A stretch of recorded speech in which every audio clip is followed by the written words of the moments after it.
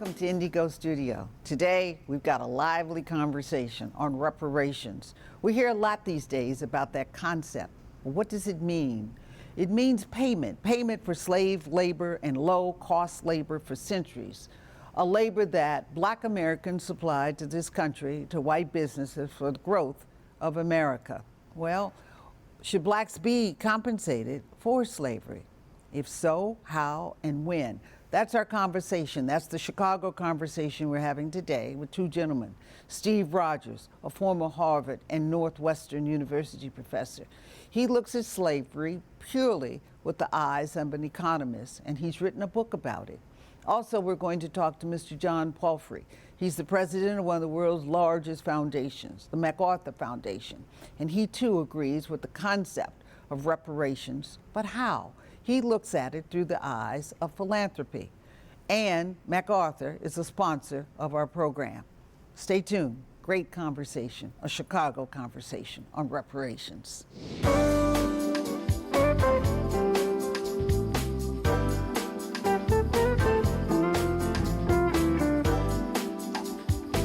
Welcome to Indigo Studio. We've got quite a show for you today. We've got a discussion that's being had but not being had. So, my guest, Steve Rogers, Harvard Business School and Northwestern economy teacher. And Steve has written a book, A Letter to My White Friends and Colleagues, What You Can Do Now to Help the Black Community. And it's really a book looking at the economics of reparations. And John Palfrey, sixth president of MacArthur Foundation, a professor himself, and he is looking at philanthropy in a different way. So Steve, let me start with you, and let's talk about how you look at slavery, enslaved people, African Americans in America, and Jim Crow, from free labor to low labor, and how we got to where we are today. Hermene, first of all, thank you very much for having me this morning. It's an absolute pleasure to be here. My book is one that says that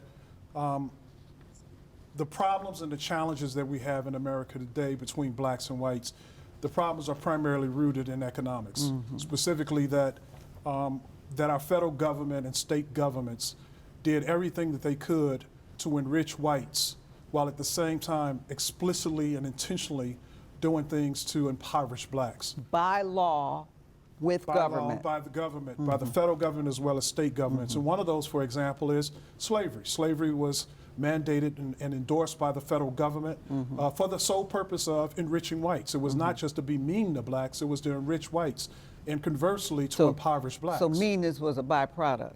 Meanness was a byproduct. always be, as I learned when I was in the consulting industry at Bain & Company, never get seduced by the symptoms of a problem, try to find the root cause of the problem. Meanness was the byproduct. But it was all rooted in economics, though, for the purpose of enriching whites while impoverishing blacks.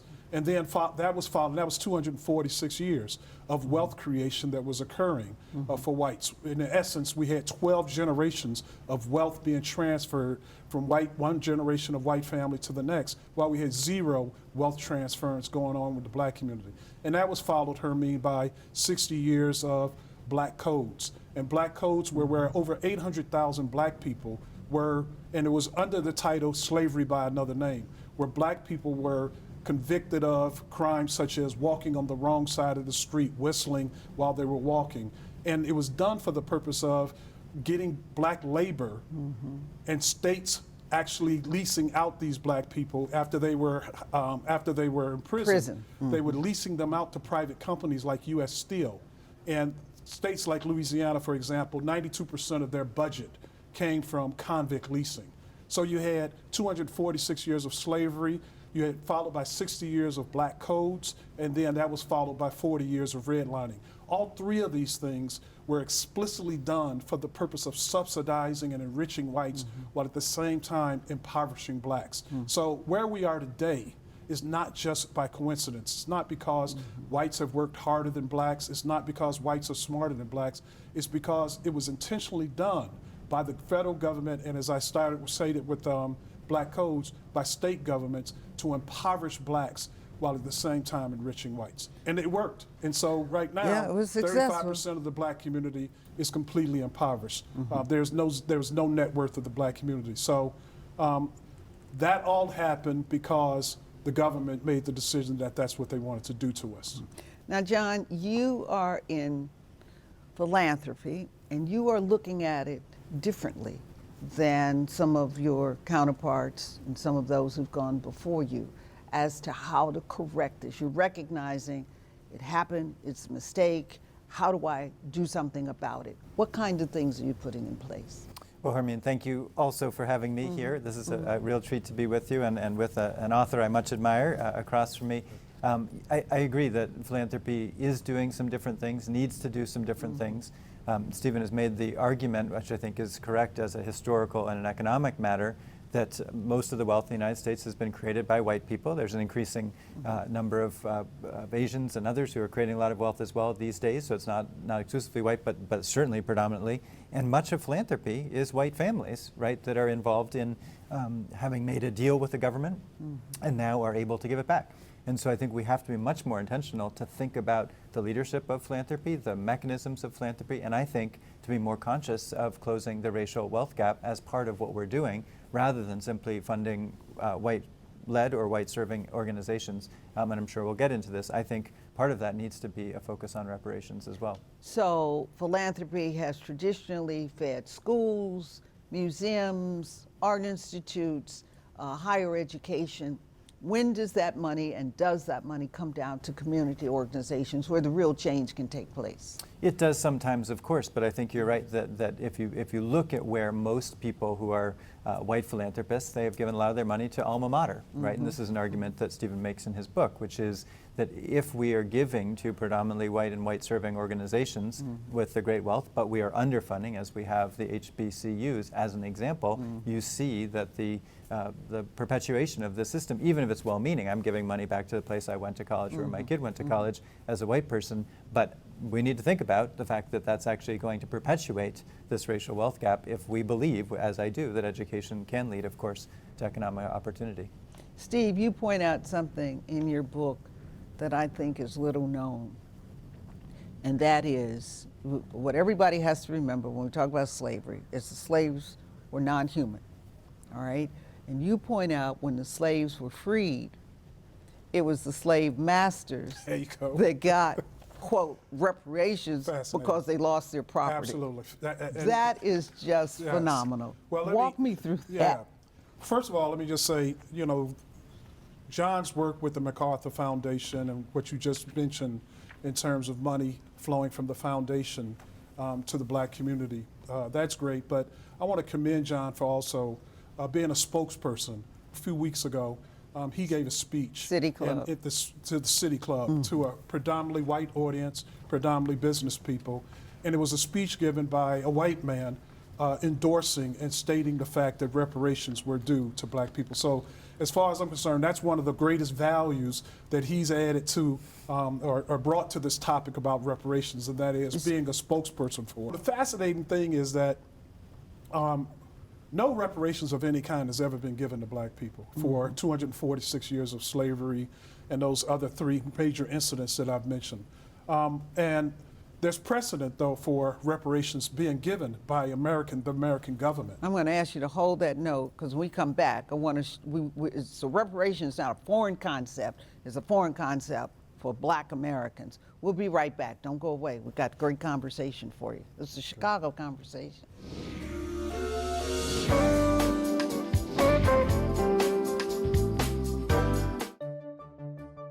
To be positioned for the future, companies are ready to implement energy-efficient opportunities to improve workplace comfort. That's why businesses throughout Northern Illinois are partnering with the ComEd Energy Efficiency Program to find up to 35% in energy savings. Because at ComEd, we're not just powering for the now, we're powering your business for what's ahead.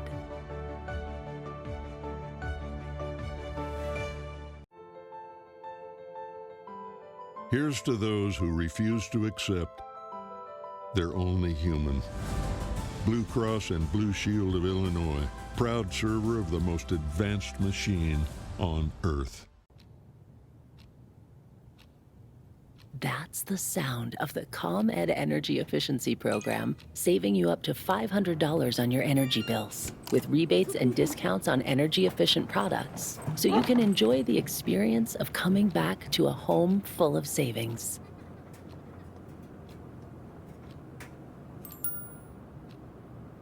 For all the journeys ahead, go with a partner who's been there from the beginning. Blue Cross and Blue Shield of Illinois is committed to advancing and simplifying the healthcare experience for its members and communities well into the future. Enroll at bcbsil.com. Closed captioning is sponsored by Governors State University. We're back and we're talking about reparations. Talk about the reparations that America has engaged. Okay. First of all, America has never given any reparations to Black Americans for what has happened to us.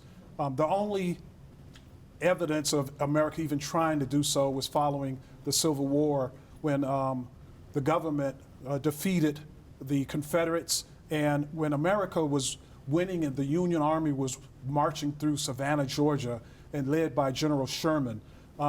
17,000 Black people were leaving plantations and following the Union Army as they were defeating the Confederates and going through Savannah, Georgia. And General Sherman sent a letter to President Lincoln, and he said to President Lincoln, "I have all of these Negroes following me. What should I do?"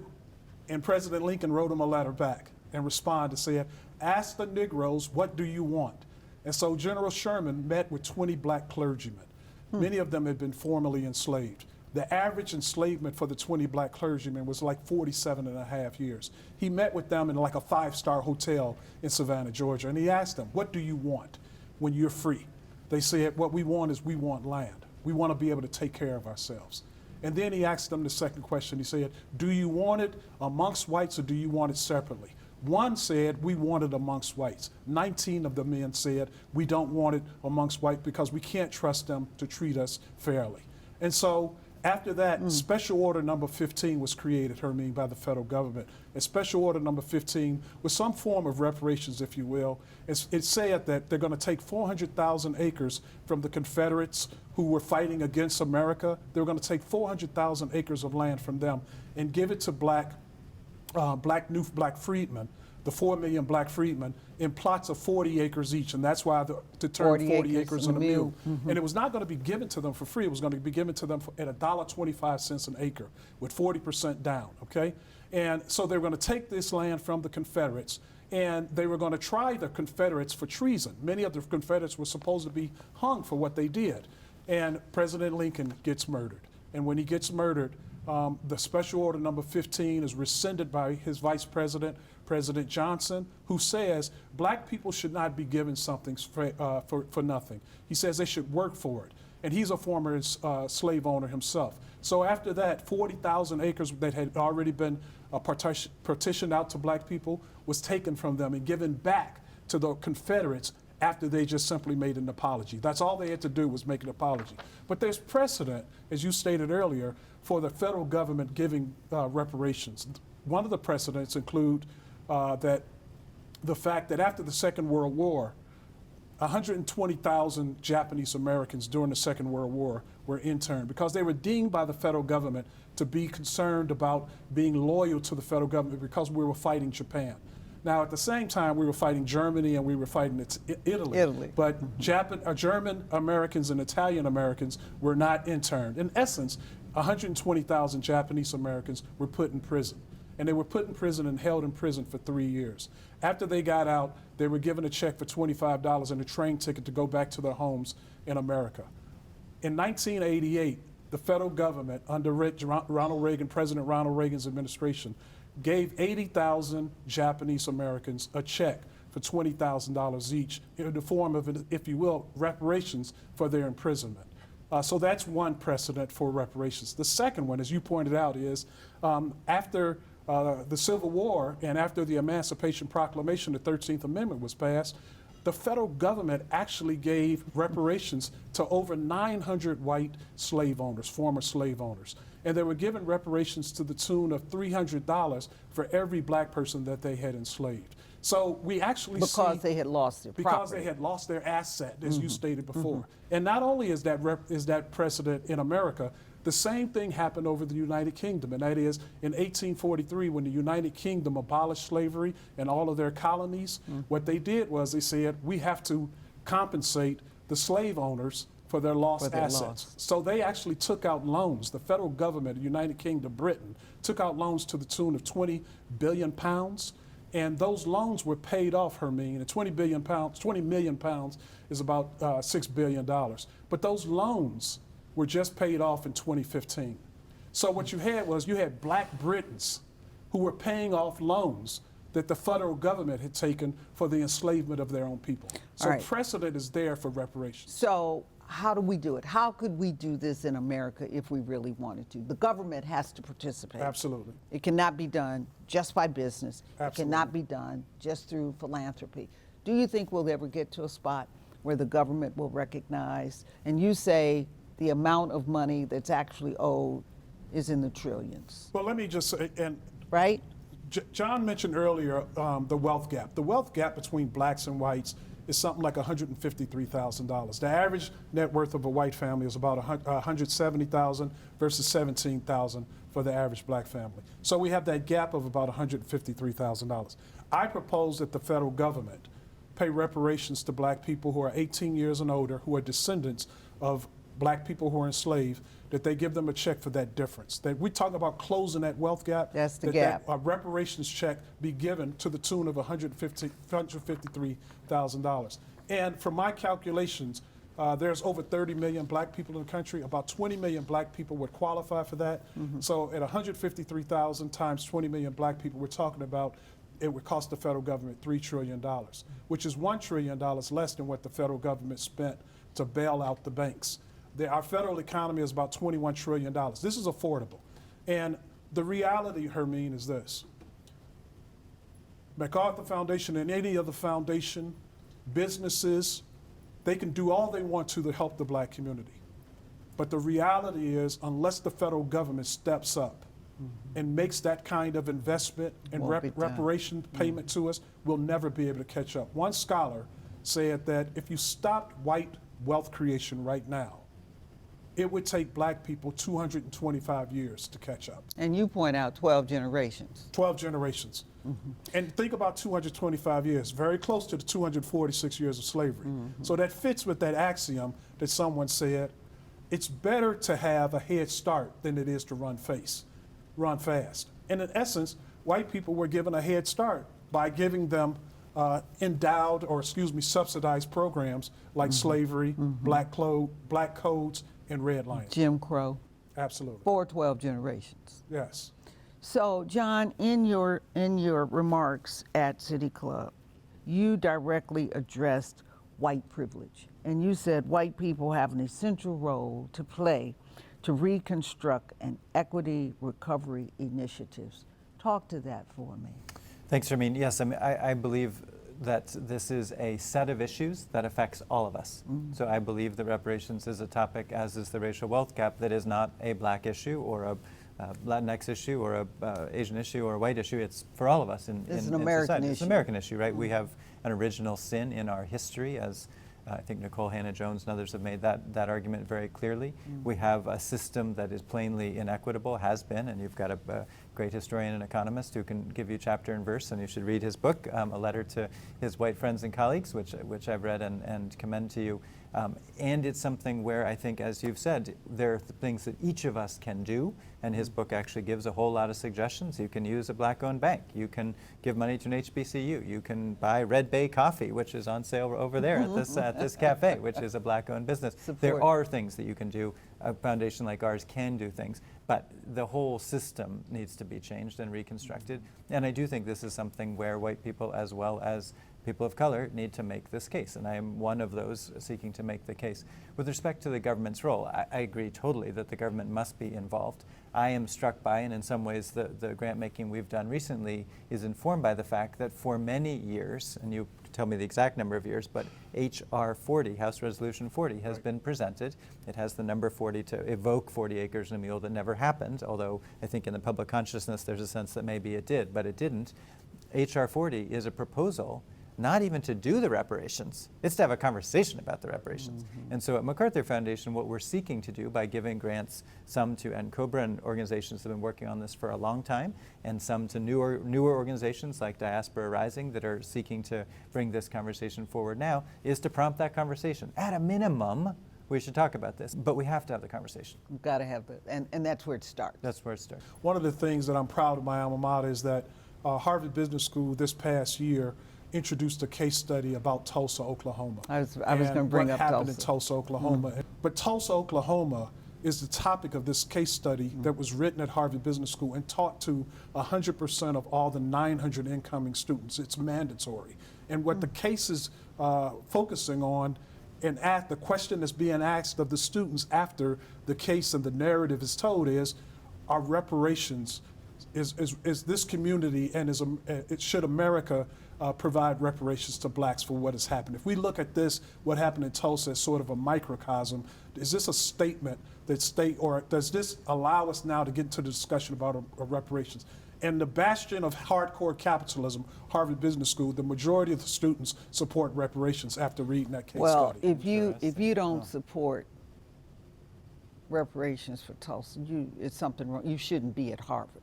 Now, did you see the testimony that they had with the Senate hearings for some of the Tulsa victims? There are three absolutely. alive. Yes. One woman said the most profound Yes. thing. I cried when I heard it. She was 100, and she was asking for the reparations. And she said what one of the senators asked her, how did the Tulsa massacre impact your life? And her answer was, you gave me a life filled with poverty. Yeah. I was denied school, I was denied business, you took what my parents had, you eliminated it, and so what could I do? Where could I go? And she said, I was committed to a life of poverty. That's one of the most profound things that I've ever heard. Now, we talked about reparations, we talked about the Japanese and what happened, we talked about the slave owners, but talk about the Jews. Let's talk about the Holocaust, Right. because reparation has occurred Right. there, and we're going to do that when we come right back from break. We'll be right back. Don't go away.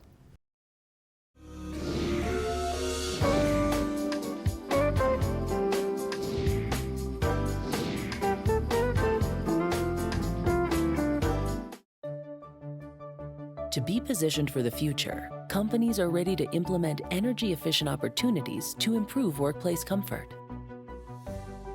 That's why businesses throughout Northern Illinois are partnering with the ComEd Energy Efficiency Program to find up to 35% in energy savings.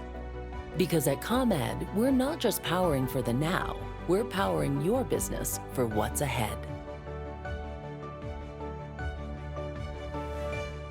Technology is meant to make our lives better, especially when it makes them easier, happier, and healthier. Blue Cross and Blue Shield of Illinois is committed to advancing and simplifying the healthcare experience for its members and communities. Enroll at bcbsil.com.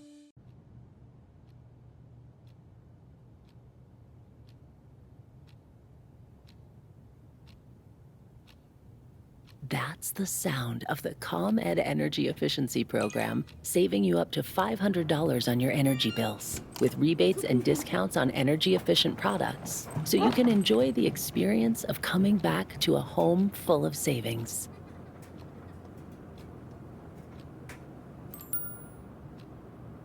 From preventive cancer screenings and diabetes care to hypertension and behavioral health management, Blue Cross and Blue Shield of Illinois is committed to advancing and simplifying the healthcare experience for its members and communities. Enroll at bcbsil.com. Welcome back. Steve, tell me about Holocaust has appreciated reparations. Right. What's that been like? Right. Well, during the Second World War, Hitler put in the concentration camps and killed over 6 million Jews. And the German government finally came to the realization that reparations were due to the Jewish community. And It was not a popular thing by the German government to pass it. Over 70% of German citizens were against paying reparations to the Jewish, rightfully paying reparations to the Jewish community. In fact, violence ensued after the federal government of Germany made the decision to pay reparations. But they were paid, and over $89 billion have been paid to the Jewish community, rightfully so, as a result of what happened to them and what the federal government And we're still paying. in Germany, and they're still being paid, Still being rightfully paid. so. And so again, there's international precedent for people who have been hurt. So, John, you said something that caught my eye. You speak of the urgency of now and reimagine the possibilities. Explain that, the urgency of now and the reimagination. Well, I might be just saying something personal in the sense of feeling like we have a moment where we can do something, and I feel like as a president of a foundation, I have an opportunity to do something, so I'm feeling that fierce urgency of now. But I do think the death of Breonna Taylor, the death of Ahmaud Arbery, the death of George Floyd, I don't need to go on, but we've had a time when these things that have been happening for a long time have come into the national consciousness in a very explicit way. We do have a time, I think, where there is at least a conversation that hadn't happened about the nature of these harms and the way in which the structural and systemic racism is in fact playing out, a city like Chicago being a wonderful and terrible example of that. So I feel like this is a time, an opening, where we need to have the conversation, we need to do something about it. So the conversation is important, it's not enough, we've got to do something about it, and I feel like we have that opportunity, and I really hope we take advantage of it. If not now, when? If right? not now, when, right? And I mean, certainly in my lifetime, I've not seen an opportunity like this or felt an opportunity to push it. And I love this example that if you put a case study of the Tulsa massacre in front of a thoughtful group of people, at the other end of it, they're going to say, we need to do some reparations, right? I think actually that learning needs to happen in our country, in our city, and around the world. Thank you, John. Thank you for being with us, and thank you for the work that you're doing at MacArthur. And Steve, great book, and I'm glad your daughter told you to write it. Thank you very much. I appreciate that. I appreciate it. Thank you very much for inviting me. I absolutely loved it. Thank you. Thank you for being with us today as we had just a wonderful Chicago conversation.